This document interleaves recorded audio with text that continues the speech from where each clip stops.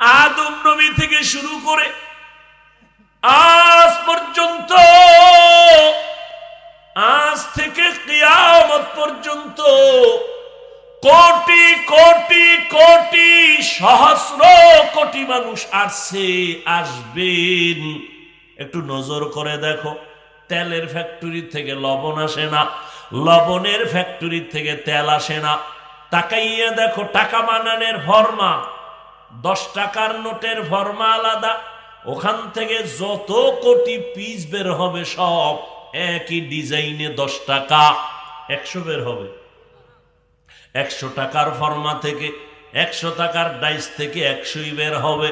যত কোটি বের করবে সব একই ডিজাইন হবে। আর আমার মাওলা কেমন ডিজাইনার!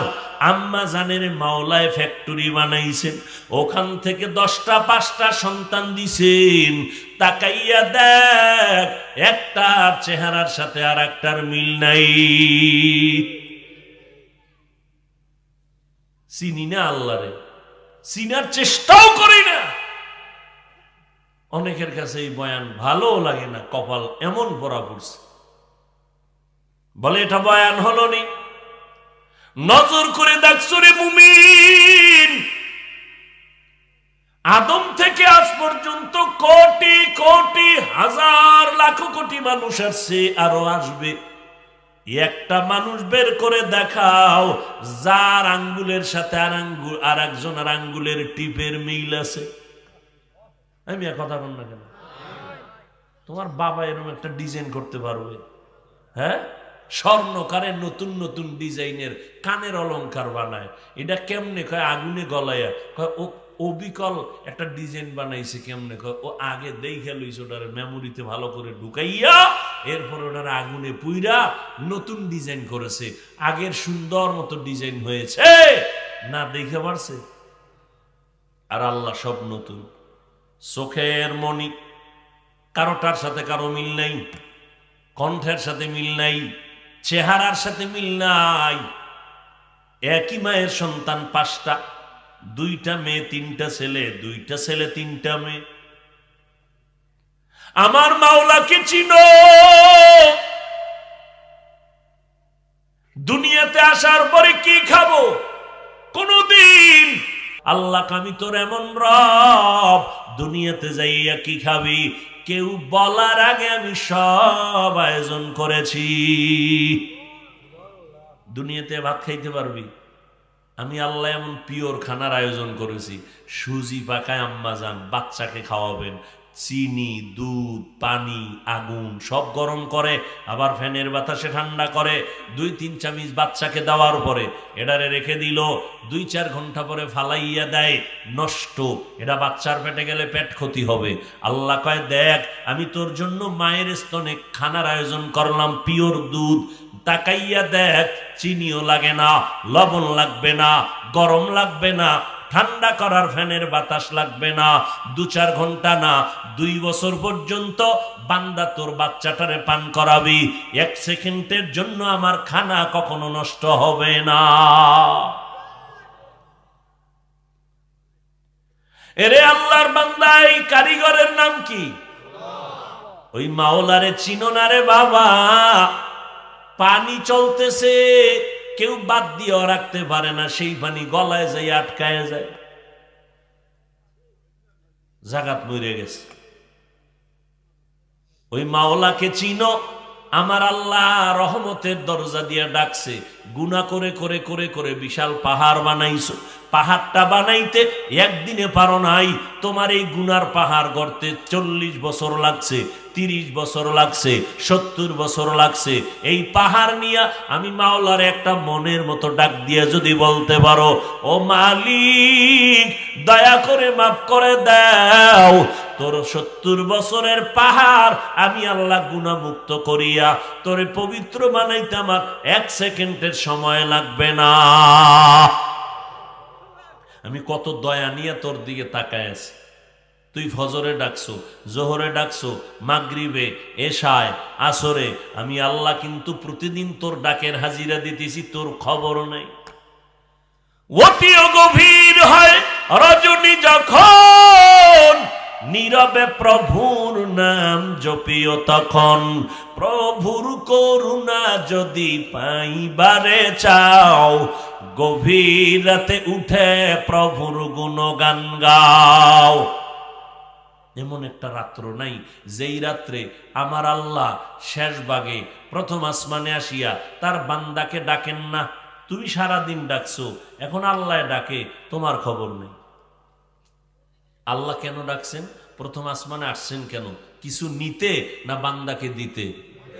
দিতে।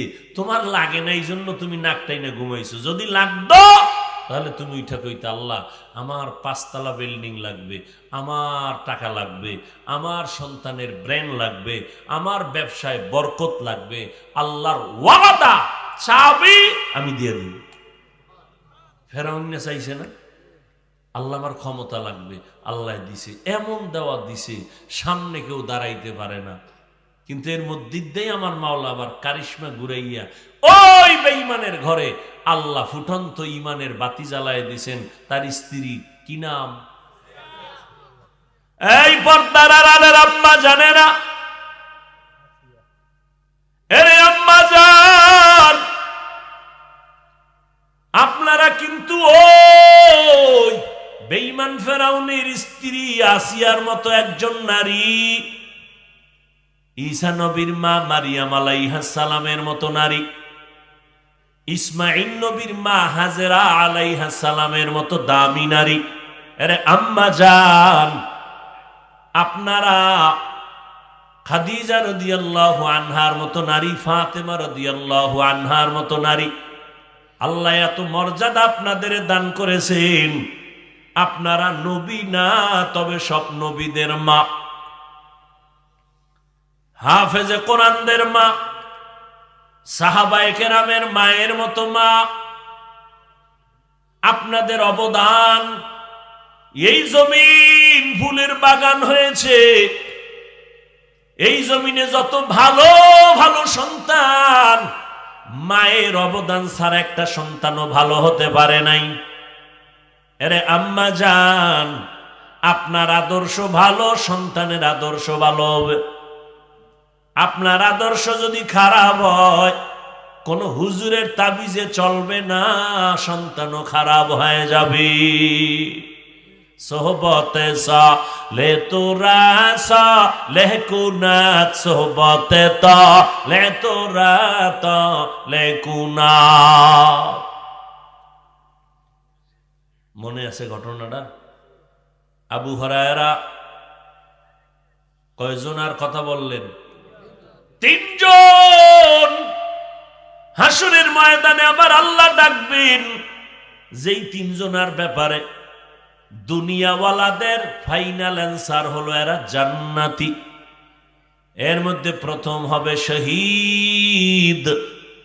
আল্লাহ হাসরের ময়দানে ডাকবে, এই তোমার জামা কাপড়ে রক্ত লাগানো কেন? ও আল্লাহ, তোমার দ্বীনের জন্য আমি শাহাদাত বরণ করেছি যুদ্ধের ময়দানে। আল্লাহ কায়রে গোলাম, দুনিয়ার সবাই জানে তুমি আমার জন্য যুদ্ধ করেছো। দুনিয়ার সবাই উপরের হালাত দিয়া বিচার করেছে, কিন্তু আমি তোমার ভিতরের আসল খবর জানি। আমি আল্লাহর জন্য যুদ্ধ করো নাই। মানুষ তোমাকে মুজাহিদ বলবে, যোদ্ধা বলবে, বীর বলবে, এই বাহা বাহা পাওয়ার জন্য যুদ্ধ করেছো, সেটা দুনিয়ায় পেয়ে গেছো। আমার আদালতে কিছুই নাই। জাহান্নামের ফেরেশতা এর হাতে হ্যান্ডকাপ লাগাইয়া জাহান্নামের মধ্যে নিয়ে যাও। দ্বিতীয় ডাকবে আমার মতো মাওলানা, এই মাওলানারা, তুমি আমার কোরআনের ইলম শিখছো কেন? মাওলানা বলবে, আল্লাহ দ্বীন কায়েমের জন্য, দাওয়াতের জন্য। আল্লাহ বলবেন, দুনিয়াওয়ালারা জানে তাই, কিন্তু ভিতরের খবর আমি জানি। তোমার অন্তরের হালাত, তুমি আসলে দ্বীনের জন্য আলেম হও নাই, তুমি দাওয়াত পাইবা এই জন্য মাওলানা হয়েছো।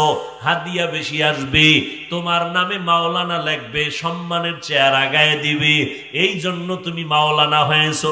মাঝে মাঝে তো দেখাও গেছে মাওলানা না বললে মনে কষ্ট পাইছো, হাজি সাহেব না বললে কষ্ট পেয়েছো, মুফতি সাহেব না বললে কষ্ট পেয়েছো। ওরে বান্দা, এটা তো দুনিয়ার জন্য করেছো, দুনিয়ায় পেয়ে গেছো। আমার কাছে কিছুই নাই, আল্লাহ অর্ডার করবে জাহান্নামের ফেরেশতা এই মাওলানার হাতে হ্যান্ডকাপ লাগাইয়া এই মাওলানাকে জাহান্নামের ভিতরে নিয়ে যাও। তৃতীয় ব্যক্তিকে ডাকবে দানবীর। আল্লাহ কইবে, এই তোরে টাকা পয়সা দিয়া গরিবী হালাতের কষ্ট থেকে তোরে আমি শান্তি দিলাম, করছো কি? কইবা, আল্লাহ ওই তোমার টাকা দিয়া মাদ্রাসা করেছি, মসজিদ করেছি, কালবাট করেছি, দান সৎকা করেছি, টিউবওয়েল করে দিয়েছি, গরিব অসহায়ের দান করেছি। আল্লাহ কয়, মানুষ জানে তাই, আমি জানি আসল খবর। তুই আমার জন্য দান করো নাই, যদি করতি তাহলে বলতি না আমার টাকার মাদ্রাসা, আমার টাকার মসজিদ। কি বলে না? বলে না? আমার টাকায় অমুখে চলে, আমি টাকা না দিলে অমুখে চলতে পারতো না, আমি টাকা দিয়া চাকরি দিয়েছি, তাহলে তুই আমার জন্য করো নাই, তুই দুনিয়ার মানুষের কাছে সম্মান পাওয়ার জন্য করেছো, এটা দুনিয়াই তো পেয়ে গেছো, আমার আদালতে কিছুই নাই। ও জাহান্নামের ফেরেশতা, এর হাতে হ্যান্ডকাপ লাগাইয়া এই দানবীরকে জাহান্নামে নিয়ে যাও। এবার বুঝেননি, মাওলানা হইয়াও উপায় কি, শহীদ হইয়াও ধরা, ওদিক দিয়ে দান কইরাও ধরা।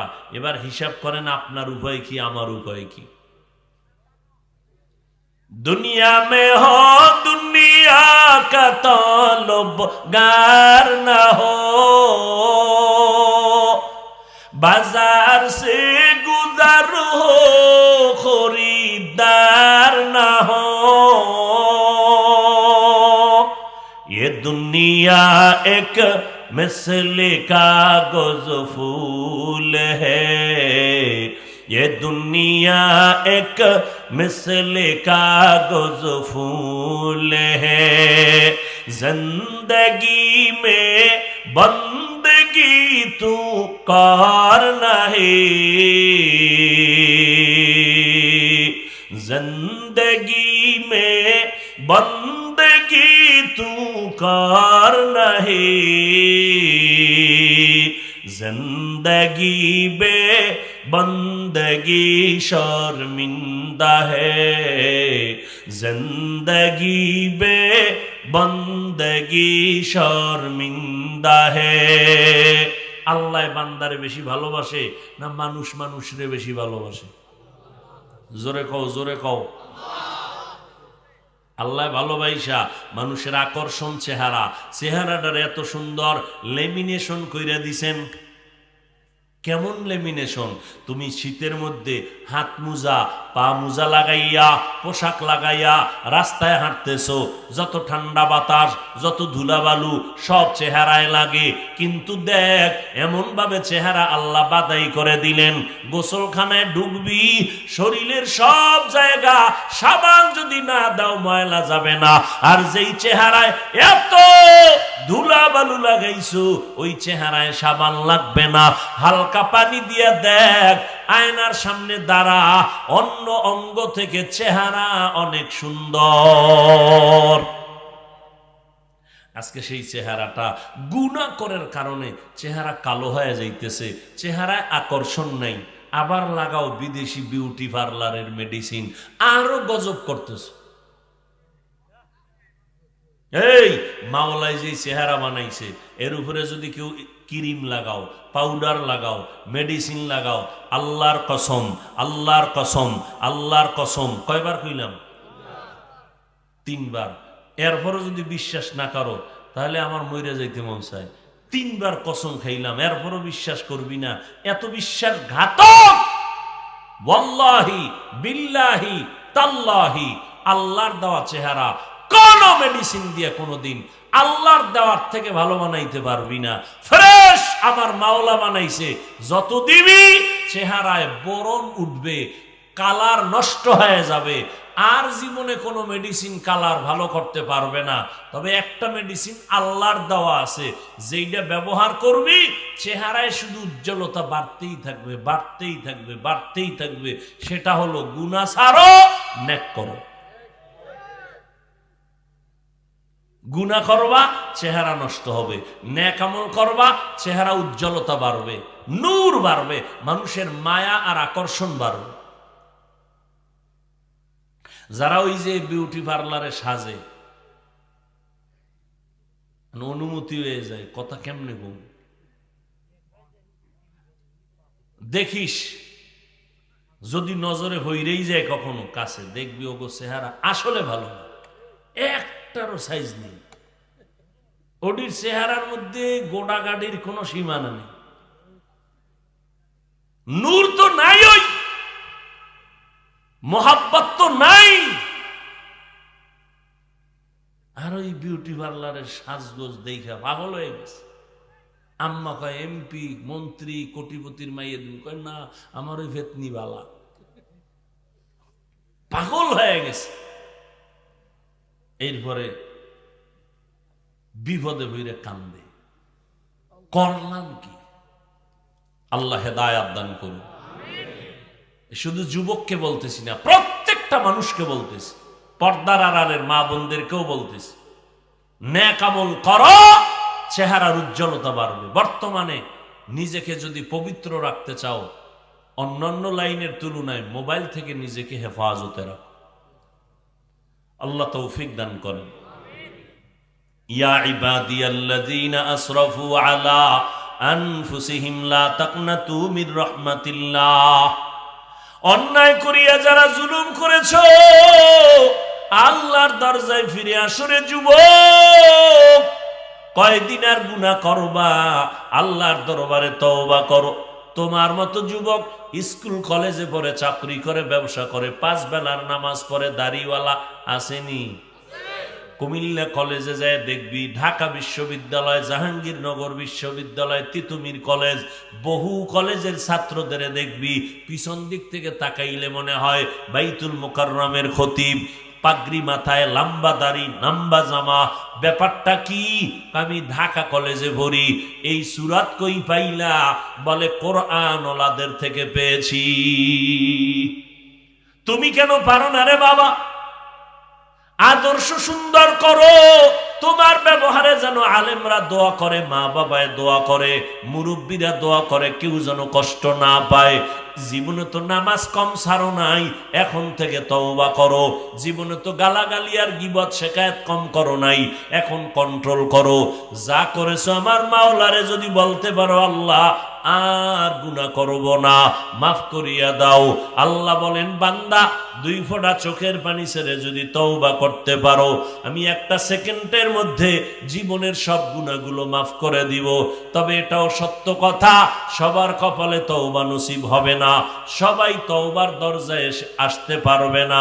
আবু জাহালের মতো বেঈমান আমার নবীরে দেখলো, বয়ান শুনলো, কালেমা পড়লো না। আর ওমরের মতো বিধর্মী নবীর কাছে আইসে গলা কাটার জন্য আল্লাহর নবীর মোহাব্বতে পইরা কালেমাওয়ালা মুসলমান হয়ে গেল। অতএব আল্লাহর কাছে আমার যুবকরা তওবা করে নাও, মা বাবা ভাই বোনেরা সবাই তওবা করে নাও। আর নামাজ ছাড়বা না, বেপরদায় চলবা না, মা বাবাকে কষ্ট দিবা না। নবীর তরিকা মানিয়া, নবীর সুন্নাত অনুযায়ী, মা বাবার দোয়া নিয়া, ওলামায়ে কেরামের পরামর্শ নিয়ে চলবা। তওবা করার মতো যদি অন্তর তৈরি করো হইয়াই থাকে, খাঁটি তওবার নিয়ত যাদের আছে, 2 হাত আমার আল্লাহকে দেখায়া দাও। আয় আল্লাহ, হাতগুলো কবুল করে নেন, তওবা কবুল করে নেন। তওবার উপরে মজবুত হইয়া চলার মতো তৌফিক দান করেন, আমিন। আলহামদুলিল্লাহি রাব্বিল আলামিন, والصلاة والسلام على سيد الأنبياء والمرسلين وعلى آله وأصحابه أجمعين يا أرحم الراحمين يا أرحم الراحمين يا أرحم